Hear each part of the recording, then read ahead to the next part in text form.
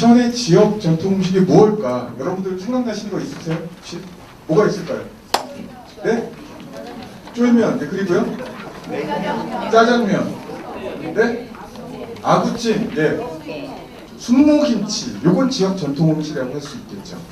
지금부터 한 120년 전에, 그러니까 1893년에 강화도에 가면 갑곶이라는 곳에 우리나라 최초의 해군사관학교가 만들어집니다. 조선 수사해방악단이라고. 그러니까 그 전까지는 과거 국제를 해서 장교가 되는데 이때부터 이제 장교 요원을 양성을 하는 거죠. 해군 장교를. 그래서 수사해방악당의 근대식 그 해군의 뭐 무기라든지 혹은 그 이런 것들 교습하기 위해서 영국으로부터 교관을 초빙해요. 근데 영국 교관과 조교 2명이 오는데 혼자 오는 것이 아니라 부부가 동반해서 들어옵니다. 근데 생전 모르는 땅에 와서 살려고 하니까 자기 입맛을 되게 걱정했던 것 같아요. 그래서 영국의 토종무라고 할 수 있는 터닙이라는 무하고 뭐 몇 개의 종자를 가지고 와서 심었대요, 강화에. 그게 우리나라 토종무와 교잡을 일으킨 것이 바로 이 순무랍니다.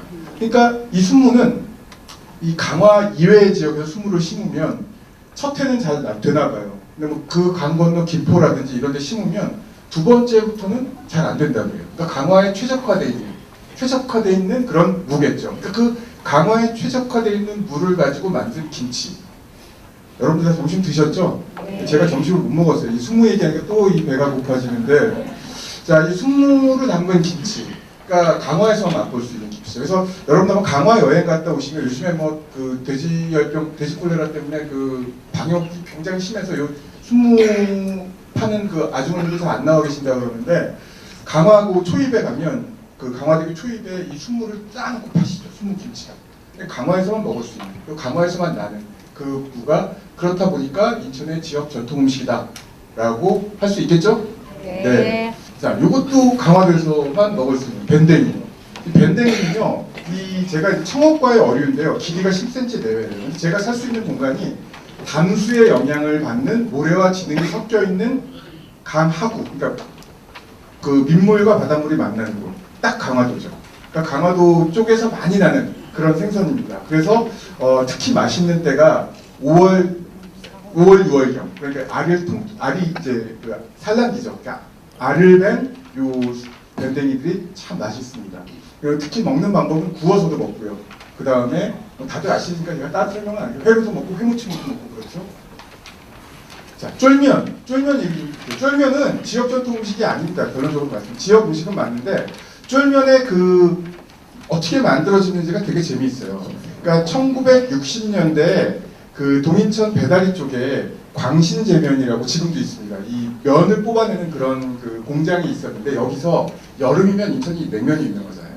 냉면을 뽑고 우동을 뽑고 막 정신이 없었대요, 밤중에. 그래서 11시까지 야간 작업을 하는데 그 광신제면 사장님이 그 우동을 뽑고 이제 그 다음에 냉면을 뽑아야 되는데 냉면 반죽을 사출기, 그러니까 사출기에 넣고, 사출기가 아니라 그 반죽기에 넣고, 사출기는 뭐냐면 앞에 그 면발을 조정하는 그 구멍을 얘기합니다.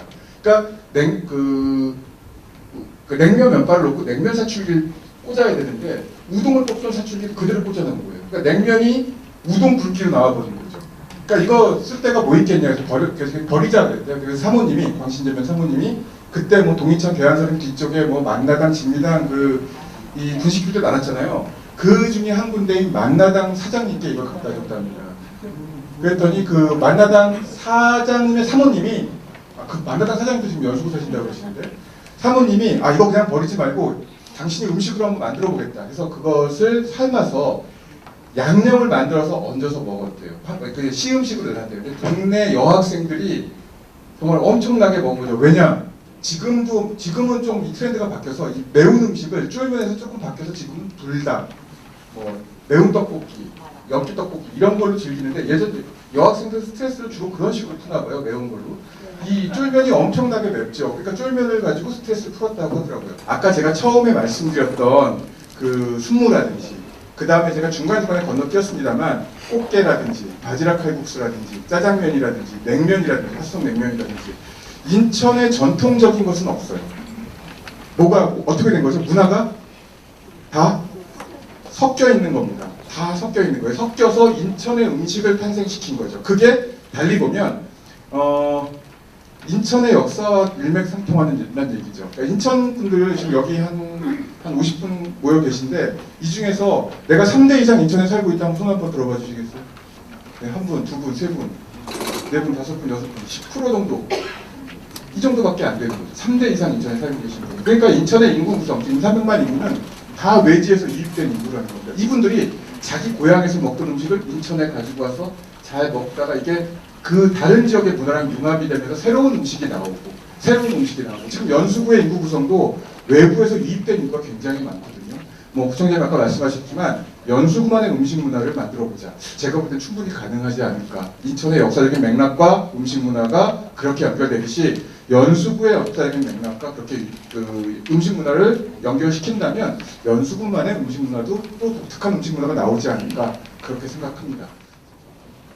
먼저 이제 외식 문화의 트렌드의 변화를 보게 되면 우리가 예전에 좀 많이 간을 좀 짜게 먹었죠. 그다음에 조미료도 많이 쓰고 그랬는데 요즘 가장 먼저 변하게 된 게 이제 소금을 좀 저염 음식으로 많이 드시는 거, 그다음에 조미료를 거의 쓰지 않으시는 거. 그러려다 보면 아무래도 감칠맛이 있어야 되다 보니까 이제 천연 조미료 같은 걸 이제 많이 만들어 쓰시는데요. 요즘 HMR에서 관련돼서 많이 알고 계시죠? 가정 간편식을 이제 HMR이라고 하는데요.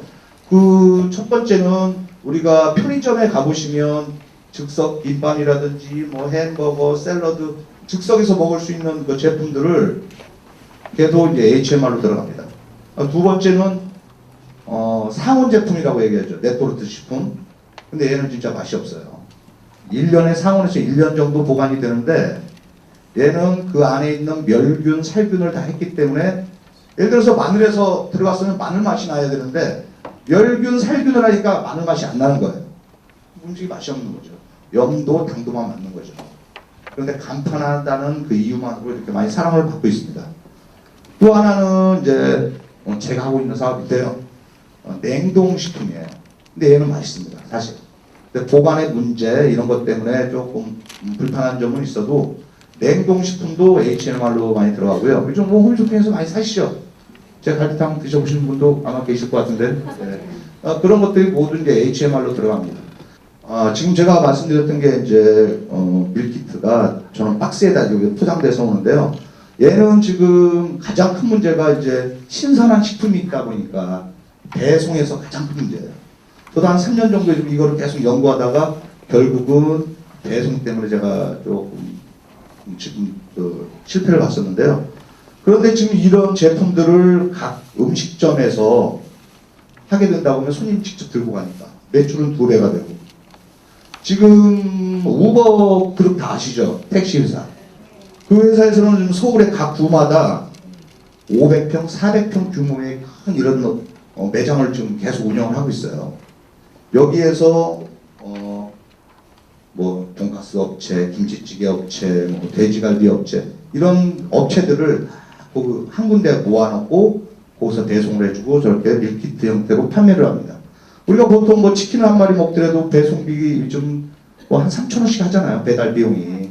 그런데 그 안에서는 과일이 됐던 오이가 됐던 식품이 됐던 생선이 됐던 한 번에 배송이 오기 때문에 어차피 배송은 3,000원이잖아요. 그렇기 때문에 그런 복합적으로 업체들을 모아놓고 플랫폼을 하고 있습니다. 그런 식으로 연수구에서도 제가 좀 전에 말씀드린 건 뭐냐면 이 각 연수구에 맛집들이 많으니까 이렇게 큰 하나의 플랫폼을 모아서 여기서 각 집의 맛집들의 메뉴 한 가지씩을 각 가정에 배송해주면 가격도 저렴해지고 고객들이 좀 더 편리하게 좀 접근할 수 있지 않을까 해서 제가 저번에도 한번 말씀을 드렸었는데요. 그러니까 제가 아까 말씀드린 대로 이 안에 오이도 팔고 생선도 팔고 과일도 팔고 뭐 짜장면도 팔고 그러면 한 번에 우리 가족대로 먹고 싶은 대로 시킬 수가 있죠. 오면서 사과도 하나 갖다 주세요. 오이도 하나 갖다 주세요. 근데 우리가 시장으로 갈 일이 없어진다는 거죠. 저렇게 되면. 한 군데에서 배달 한 번에 내일 아침 먹을 것까지 싹 할 수가 있으니까, 살 수가 있으니까. 자, 그 다음에 푸드테크라고 다들 아시죠? 뭐 푸드테크는 여러 가지 진짜 수십 가지의 종류가 있는데 첫 번째는 뭐 배달이 있을 것이고 그러면 주문이 딱 들어오면 요즘 배달 대행업체가 있기 때문에 3,000원만 주면 내가 먹고 싶은 가짓수 다 해서 저 배달 대행이 해주는 거예요. 3,000원만 주면. 그러니까 앞으로는 시장을 갈 필요가 없어지는 거죠. 경상남도 하동이 저한테 아주 큰 감동을 주는 곳입니다. 거기 가보면은 지리산도 있죠. 섬진강이 흐르죠. 그 앞에 평야가 박경리 문학관 앞에 혹시 가보신 분들은 평야가 83만 평 있고 또 옆에 또 100만 평도 있고 조금 더 내려가면은 바로 바닷가 남해가 나옵니다. 그래서 육해공이 다 있는 지역인데 제가 가보니까 수도권에서 가까우면 아마 하동이 아마 몸살이 나지 않을까 저는 그렇게 생각이 됩니다. 2019년 현재 10월 20일 지금 현재 우리나라에는 6만 4천여 개의 카페 혹은 찻집이 영업을 하고 있습니다. 6만 4천 개. 근데 이 카페나 찻집에서 하루 100잔 정도 팔린다면 큰 데도 있고 조그만 데도 있지만 약 한 640잔 정도의 커피 혹은 음료수 전통차가 팔리고 있다는 것입니다. 이 커피와 차는 단순한 음료 문화의 차원을 넘어서 국민의 힐링과 웰빙에 좀 책임이 있다고 그런 생각이 들었습니다. 근데 우리 전통차를 보존하고 육성하려면 제가 어떻게 해야 되냐고 여러분한테 질문을 했거든요. 여러분도 궁금하시죠? 어떻게 해야 이게 보존되고 육성되고 계승되고 발전될까? 그랬더니 대중들이 좋아하는 전통차 메뉴의 현대화가 제일 필요하고 중요하다고 했습니다. 왜 커피가 전통차를 빵과 쿠키, 케이크, 떡과 한과를 압도하고 있을까요? 여러 얘기를 들었는데 제일 압도적인 것이 다도나 다래의 긴 시간과 절차의 번거로움으로 인해서 대중들에게 외면을 받게 된다. 거기에서 제가 전문가들과 소통하면서 얻은 해결책은 우리 전통차를 옹고지신하면서 새로운 메뉴를 개발해서 인정받는 것입니다. 하동에서 요 블렌딩을 아주 잘하는 분이 또 박람회에 왔는데 파차하고 호박차를 블렌딩해서 우려서 준 차를 제가 먹어봤습니다. 근데 거기에 단맛을 빼고 그 차를 먹어보니까 맛도 센데 아주 젊고 신선하고 너무 좋다. 그러니까 우리나라 차를 브랜딩하거나 브랜딩이라는 것은 원료를 섞어서 우려내는 걸 브랜딩이라고 하고요. 베리에이션은 섞었는데 거기다 커피나 죄송합니다. 물이나 우유를 섞어서 칵테일처럼 만들어서 새로운 차를 만드는 그러니까 완전히 다른 맛이 나죠. 그러나 거기에 재료는 우리 전통 차가 들어간다는 겁니다. 그러면 생산하는 농민들, 유통하는 사람들, 그 다음에 먹는 사람들이 다 편하고 그것이 빨리빨리 소비되기 때문에 전체 산업이 발전할 수 있다고 생각합니다. 우리나라가 이만큼 발전해서 세계 몇 대 강대국 엄청나게 지금 먹고 사는 데는 굉장히 예전에 비하면 엄청나게 좋아진 힘이 뭘까요? 교육의 힘입니다. 우리나라 사람들 똑똑하잖아요. 각자 얘기해보면 진짜 우리나라 사람들은 전 세계 어디 나가서도 제가 한 20여 개국 돌아다녀 봤는데요. 우리나라 사람처럼 똑똑하고 빠르고 정확한 사람은 없습니다. 근데 요새 조금 아쉬운 것은 우리의 전통차랑 관련해서 만약에 학교에서 이런 예절 교육을 시킨다면 여기 차 마시는 게 좀 습관화된 거예요. 그리고 애들도 베리에이션하고 블렌딩하는 거로 해서 서로 막 권하고 그런 대회도 있고 무슨 노래 대회처럼 이렇게 붐을 일으키면 결국은 어떻게 되냐면 제가 또 공부해 본 결과 카페가요 관광 상품입니다. 이제 해외에 스타벅스가 아닌 케이크 카페 예를 들어 제 이름이 차광수인데 광수차 그래서 광수차집 이런 데가 전 세계 대도시에 나가는데 먹어보니까 한국 고유의 전통차를 블렌딩하고 베리에이션한 맛이 K-팝처럼 사로잡을 수 있다면 저는 우리 전통차 재배하는 차잎부터 차나무부터 재배하는 분부터 유통하고 카페 하시는 분, 그리고 미래 우리 후손들도 K카페 수출을 통해서 우리 전통차를 보존도 하고 육성도 하고 계승도 하고 발전할 수 있다고 저는 오늘 강력하게 주장하겠습니다. 감사합니다. 저는 그 영화를 만들었어요. 혹시 친절한 금자씨 보셨어요? 네. 금자방을 만들었죠. 그 불꽃 문양. 그렇게 이제 영화의 모든 비주얼과 그리고 공간 그리고 의상, 분장의 모든 컨셉을 담당하고 아트 디렉션을 하는 거죠. 그렇게 친절한 금자씨부터 해서 좋은 놈 나쁜 놈 이상을 보셨어요? 가상의 광활한 가상의 도시를 만들죠. 자, 우리 지역의 도시 재생의 이름으로 또는 우리 동네 살리기 쉽게 라고 봤을 때 가장 중요한 게 뭘까? 컨텐츠다. 그때부터 이제 문화 컨텐츠에 대해서, 공간 문화 컨텐츠에 대해서 연구를 하기 시작했어요. 과거 우리 정강원 그 대표님 오셨잖아요. 과거의 전통을 계승하고 그리고 현재의 먹거리를 다양성을 확보하고 그리고 미래, 식품 산업의 미래를 같이 공유하는 결국은 문화 콘텐츠가 되는 거죠. 그게 한류 지금 K-팝, K-드라마 붐을 타고 먹방, 먹거리 지금 다음 한류를 이어갈 주자가 누구일까요? 라고 하면 K-푸드가 바로 나와요. 어쩌면 식품 시장의 가장 큰 혁명은 유통혁명이에요. 우리가 4차 산업혁명을 이야기를 하지만 우리가 피부를 지금 제일 느끼는 거는 지역의 어디 농산물을 가동의 차를 우리는 클릭 한 번으로 바로 집을 받을 수가 있어요. 결국은 유통 플랫폼. 판매와 유통이 어디서는 하나의 융복합 플랫폼의 기능을 할 수 있는 그런 부분이 반드시 필요합니다. 그래야 경제적인 가치가 극대화되고 작은 점포 또는 작은 그 어떤 샵들이 뭐 지역의 가공식품 공장들이 살 수 있는 방법은 바로 자기가 만든 게 바로바로 수출되고 유통되는 구조의 어떤 플랫폼 기능을 할 수 있게끔 만드는 거. 그게 제일 중요하죠. 네. 그리고 창업의 가치입니다.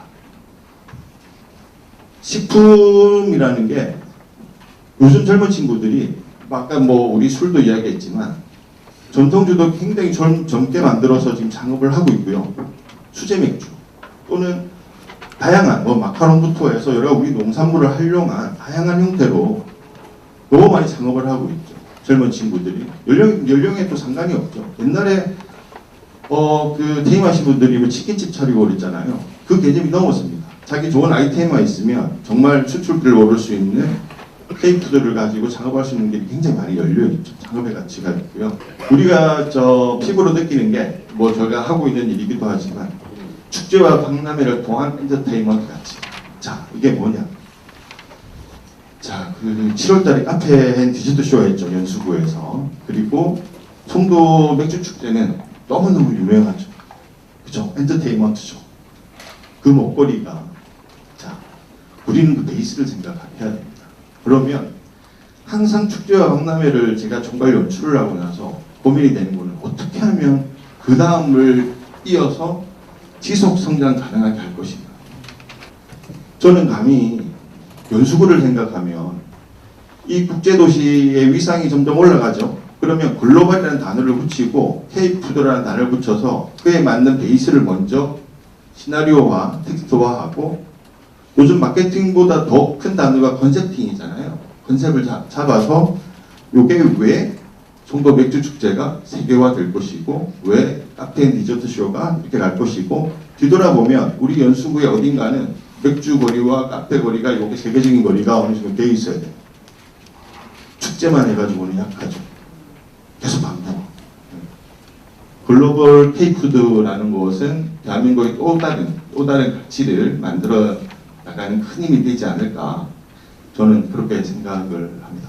여기까지 하겠습니다. 네, 고맙습니다.